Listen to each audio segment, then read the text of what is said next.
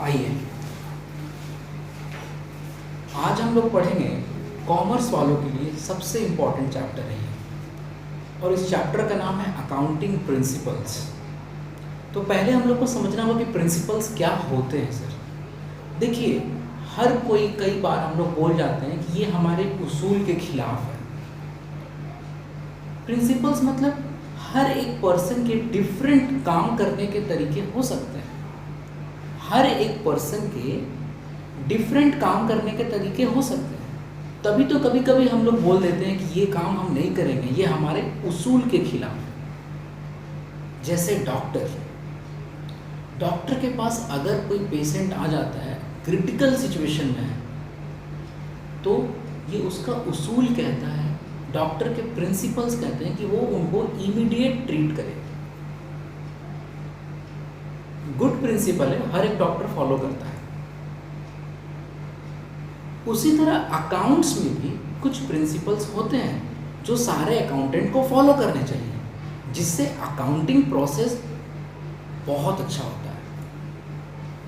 तो accounting principles हर एक accountant को जरूर से जरूर सीखना चाहिए, फॉलो करने का कोशिश करना चाहिए, तो अकाउंटिंग बेटर होगा, अच्छा होगा। अब सर अकाउंटिंग प्रिंसिपल्स क्या हैं? आपने बताया कि डिफरेंट पर्सन्स के प्रिंसिपल्स हो सकते हैं। हाँ, डॉक्टर के अपने प्रिंसिपल्स हैं, एक टीचर के अपने प्रिंसिपल्स होते हैं, चार्टर्ड अकाउंटेंट के अपने प्रिंसिपल्स है काम करने के। तुम ही छोड़ो ना, तुम एक नॉर्मल ह्यूमन बीइंग हो, तुम्हारे जीने का तरीका, उठने का तरीका, बैठने का तरीका तुम्हारे अपने उसूल से, तुम अपने उसूल पे जीते हो।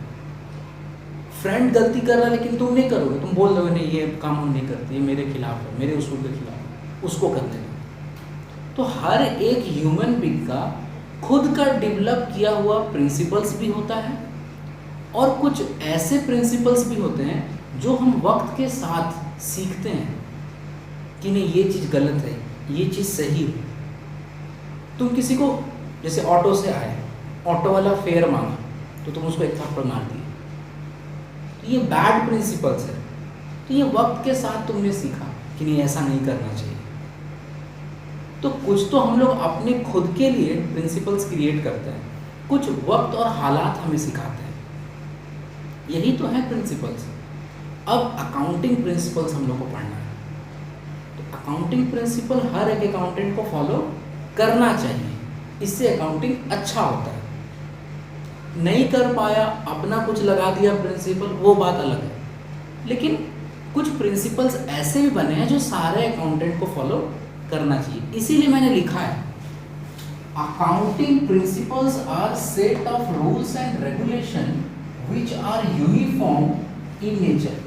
कुछ ऐसे rules and regulations already built हैं, बने हुए हैं, जो हर एक अकाउंटेंट को फॉलो करना चाहिए। अब वो उसमें अपना तड़का लगा देता है, वो अलग चीज़ है, लेकिन कुछ रूल्स रेगुलेशन जनरली हैं जो सारे अकाउंटेंट को फॉलो करना चाहिए। कैसे बना है sir?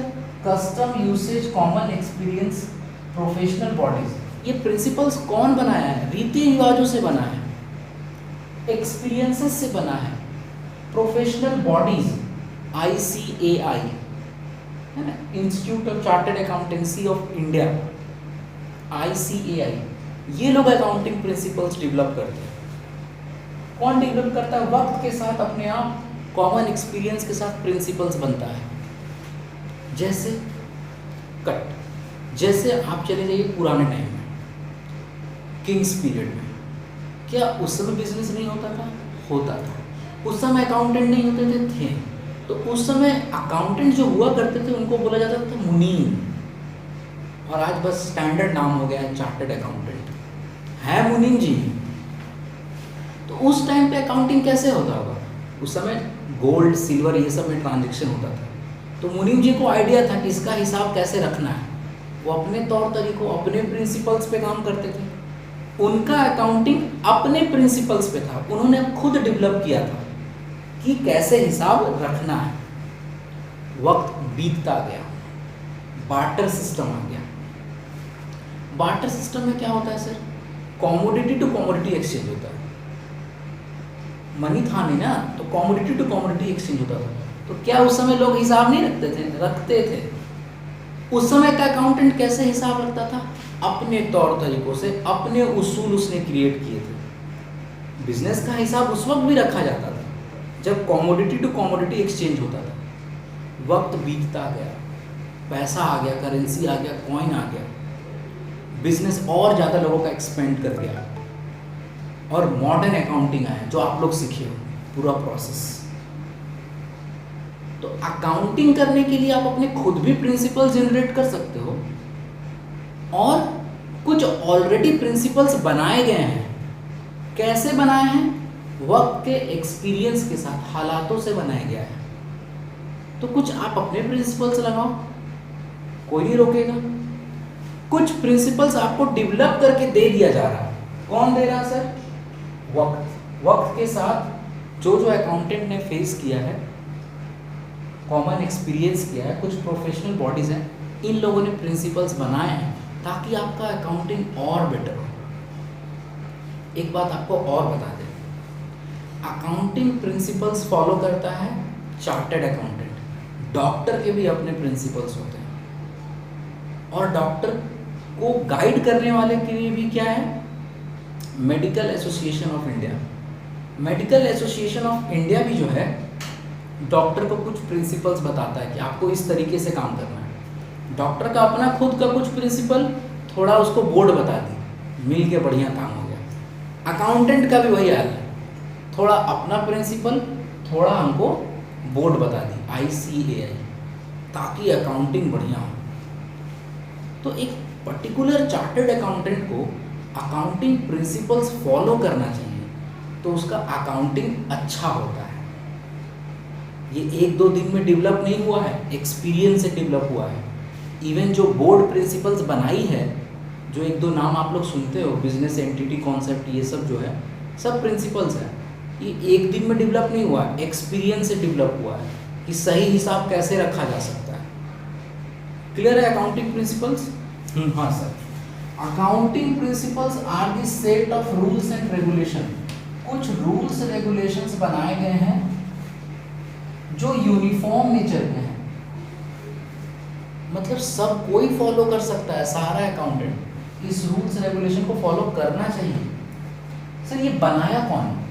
Developed by custom usage. Custom usage मतलब रीति रिवाज। जैसे हिंदू में होता है ना कि सिंदूर लग गया तो शादी हो गया, मुस्लिम में होता है ना कुबूले कुबूले कुबूले शादी हो गया, जो भी फॉर्मेट है, आइडिया नहीं है। तो उसी तरह कुछ रीति रिवाज से भी अकाउंटिंग डेवलप हुआ है वक्त के साथ। कुछ कॉमन एक्सपीरियंसेस से भी प्रिंसिपल डेवलप हुए हैं, और फिर फाइनली बॉडी, प्रोफेशनल बॉडीज जो है वो अकाउंटिंग प्रिंसिपल को रिलीज की है, ताकि सारे चार्टेड अकाउंटेंट, आप, हम, 11 के बच्चे, 12 के बच्चे, बीकॉम के बच्चे, इस प्रिंसिपल, कॉमर्स स्टूडेंट इस प्रिंसिपल को समझे, सीखे, तब जाके वो अकाउंटिंग सही कर पाएगा। तो ये सब डेवलप हुआ है कुछ रीति रिवाजों से, कुछ एक्सपीरियंसेस से, और कुछ प्रोफेशनल बॉडीज। प्रोफेशनल बॉडीज मतलब सर ICAI, और भी बहुत सारी बॉडीज हैं, GAAP। तो ये है आपका अकाउंटिंग प्रिंसिपल्स। अब अकाउंटिंग प्रिंसिपल्स के अंदर क्या पढ़ना है सर हम लोग को? देखिए सारे ही अकाउंटिंग प्रिंसिपल्स हैं, चाहे आप अजम्पशन बोलो, चाहे कॉन्सेप्ट बोलो, चाहे कन्वेंशन बोलो, सारे ही अकाउंटिंग प्रिंसिपल्स हैं। आपको 3 अजम्पशंस पढ़ने हैं, 11 कॉन्सेप्ट्स पढ़ने हैं, और 3 कन्वेंशंस पढ़ने हैं। अकाउंटिंग प्रिंसिपल के अंदर में ही आता है, मैंने यहाँ लिख दिया है, accounting principles covers assumption, concepts, conventions. ठीक है, तो चलिए अब देखते हैं कि ये 3 अजम्पशंस क्या है सर, इसको सीखते हैं। चलिए आइए, तो अभी हम लोग पढ़ने जा रहे हैं, ध्यान रखिएगा।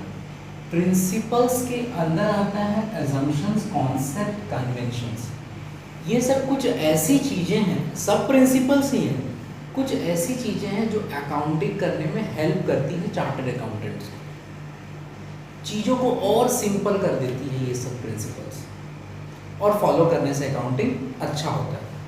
अभी देखो फर्स्ट डील कर रहे हैं अजम्पशन, इस पे बात कर रहे थे। इसमें 3 assumptions ऐसे हैं जो जनरली एक्सेप्टेड हैं, मतलब सारा अकाउंटेंट को फॉलो करना ही है और करता ही है। ये जो 3 assumptions आप देख रहे हो इसको बोला जाता है फंडामेंटल्स ऑफ अकाउंटिंग assumptions। अगर आपको अकाउंटिंग करना है तो आपको ये assumptions मानने ही होंगे, अज्यूम करने ही होंगे, और सारा अकाउंटेंट अज्यूम करता है। ये जनरल assumptions है। अगर आपको अकाउंटिंग करना है अच्छा से तो ये अज्यूम करके चलना होगा, और अज्यूम करने को कोई नहीं बोल रहा, आप पे जबरदस्ती कोई नहीं बोल रहा, फैक्ट्स है, फैक्ट्स है, आपको वो चीज मानना ही पड़ेगा। जैसे फर्स्ट, पहला अजम्पशन, गोइंग कंसर्न अजम्पशन। अभी एक बात बताओ, कोई भी अपना बिजनेस स्टार्ट करता है बंद करने के लिए क्या? नहीं। कोई भी अपना बिजनेस स्टार्ट करता है कि उसमें वो ग्रो करे, बिजनेस उसका और बढ़े, कभी वो बंद नहीं करना चाहता है बिजनेस को। तो अकाउंटेंट को ये बात ध्यान रखना होगा जब वो अकाउंटिंग कर रहा है कि बिजनेस कोई भी ओपन करता है तो लॉन्ग टर्म चलने के लिए ओपन करता है। तो बिजनेस में इसीलिए तो फ्यूचर कॉन्ट्रैक्ट्स होते हैं कि 5 साल के बाद अब आपको हम ये काम कर देंगे, नहीं तो कोई क्यों करता? गोइंग चलता रहेगा, इसीलिए तो फ्यूचर कॉन्ट्रैक्ट्स करता है बिजनेस। कई बार ऐसा भी होता है कि आप 1 साल का सैलरी किसी स्टाफ को दे दिए, इट मीन्स कि आपको पता है कि आपका बिजनेस चलेगा। कई बार ऐसा भी होता है कि बिजनेस कोई एडवांस पैसा हाथ में ले लेती है, काम करेगी 2 साल के बाद। तो ये सब जो आप देख रहे हो ट्रांजेक्शन, एडवांस पैसा हाथ में लेना, काम करेंगे 2 साल के बाद, सैलरी 1 साल का पहले ही दे देना, ये सब क्या बताता है कि कोई भी बिजनेस चालू किया है तो लॉन्ग टर्म चलाने के लिए चालू किया, बंद करने के लिए नहीं। तो एक अकाउंटेंट को भी इन सब पहलुओं पे ध्यान रखना चाहिए कि बिजनेस अगर इस तरीके का कोई भी ट्रांजेक्शन करता है, प्रीपेड कोई एक्सपेंस कर दे रहा, कोई एक्सपेंसेस का पेमेंट, आने वाले एक्सपेंसेस का पेमेंट अभी ही कर दे रहा, मतलब गोइंग कंसर्न। तो अकाउंटिंग भी गोइंग कंसर्न सोच के करना चाहिए। यहाँ मैंने क्या लिखा है, it must be assumed that business will exist for long period, no one starts business for closure. Accounting, ये आपके काम की बात, accounting should be done considering future contracts. आपको कोई ट्रांजेक्शन दिख रहा है जिसमें कोई फ्यूचर कॉन्ट्रैक्ट हुआ है, अकाउंटिंग कीजिए उसका। लॉन्ग टर्म लोन, बैंक से लोन लिया है बिजनेस, 5 साल के बाद पेमेंट करेगा, अकाउंटिंग कीजिए उसका। प्रीपेड एक्सपेंस, प्रीपेड पहले पेड कर दिया कोई एक्सपेंसेस को, सैलरी वगैरह पहले ही दे दिया एडवांस में, पता था कि बिजनेस चलेगा तभी तो सैलरी हम लोग देते हैं, उसका अकाउंटिंग कीजिए। तो आपको ध्यान रखना होगा कोई भी बिजनेस लॉन्ग टर्म चलने के लिए स्टार्ट होता है तो उसका अकाउंटिंग का कुछ अगर ट्रांजेक्शन ऐसा आता है तो आपको उसको कंसीडर करना है। यही अजम्पशन बताता है। फंडामेंटल ऑफ अकाउंटिंग अजम्पशन, पहला क्लियर हो गया सर। गोइंग कंसर्न मान के अकाउंटिंग किया जाता है। नेक्स्ट इधर आ जाइए, कंसिस्टेंसी मैंने लिख के रखा है। कंसिस्टेंसी, कंसिस्टेंसी का मतलब क्या है सर? अगर एक अकाउंटेंट है, सोचो, और वो अकाउंटिंग प्रोसेस कर रहा है, अकाउंटिंग प्रोसेस अब आप लोगों को पूरा बढ़िया से पता है, आइडेंटिफिकेशन ऑफ ट्रांजैक्शन इवेंट से लेकर के बैलेंस शीट के प्रिपरेशन तक, इस पूरे प्रोसेस को बोला जाता है अकाउंटिंग प्रोसेस। तो हर एक अकाउंटेंट को जो वो तरीका उसमें यूज कर रहा है, तरीका मतलब सर जो भी वो प्रोसीजर यूज कर रहा है, जो भी वो मेथड यूज कर रहा है, उसको हमेशा कंसिस्टेंटली यूज करे। 2014 में यूज किया वो मेथड 15 में करे, 16 में करे, 17 में करे, मेथड्स को चेंज ना करे, प्रोसीजर्स को चेंज ना करे। आइए, तो यहां थे हम लोग कंसिस्टेंसी को लेकर, समझ गए सर? कंसिस्टेंसी अजम्पशन बताता है कि एक अकाउंटेंट का जो तौर तरीका वो यूज कर रहा है अकाउंटिंग करने के लिए, उसमें चेंजेस ना करे, हर साल उसी को फॉलो करे जो वो फॉलो करते आया है। स्ट्रेट लाइन मेथड यूज कर रहा तो स्ट्रेट लाइन मेथड ही यूज करे, WDV मेथड यूज कर रहा तो WDV मेथड ही यूज करे।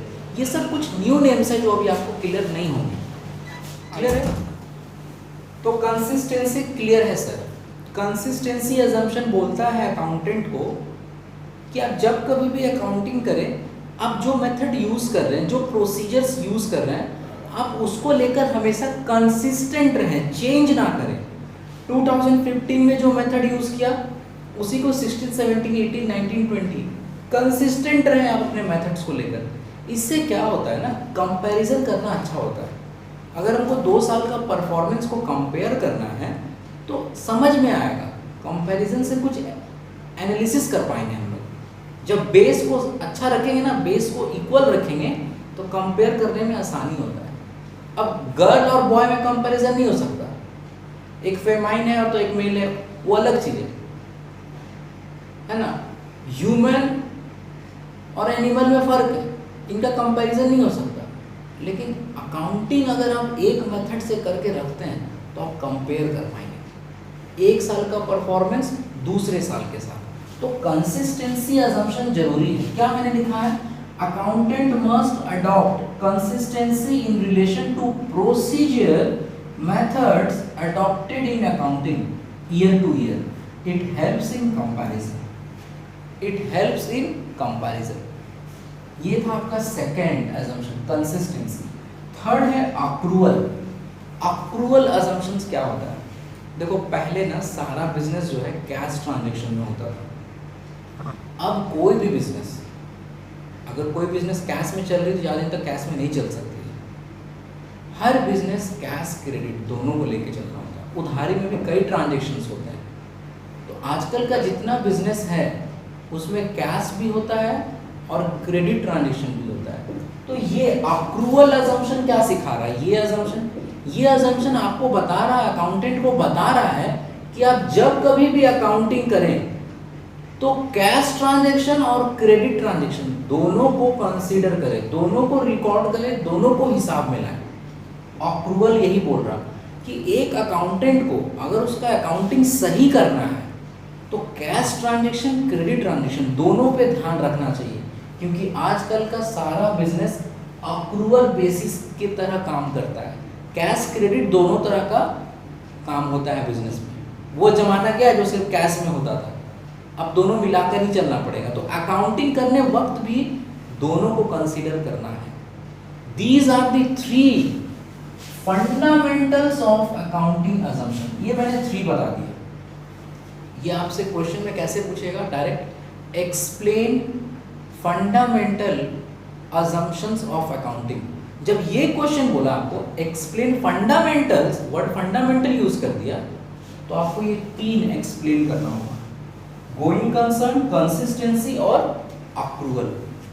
ये 3 अजम्पशंस आपको एक्सप्लेन करने होंगे और 3 ही होता है फंडामेंटल्स। आगे चलते हैं, कुछ कॉन्सेप्ट सीखना है, कुछ कन्वेंशन सीखना है। तो पहले कॉन्सेप्ट क्या होता है, कन्वेंशन क्या होता है, इसको समझ लेते हैं। फिर इसमें 11 है और इसमें 3 है। थोड़ा सा पार्ट इसमें से सीखेंगे, थोड़ा सा पार्ट इसमें से सीखेंगे। आगे चलिए।